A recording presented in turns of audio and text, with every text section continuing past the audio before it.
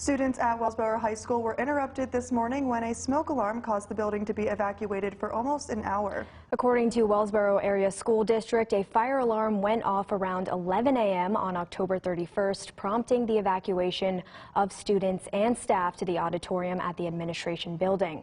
The school said smoke in a locker room triggered the alarm and is believed to have come from a faulty dryer in the custodian's closet. Fire crews cleared the building by 11:30 and administration then decided to open doors and use fans to clear the rest of the smoke.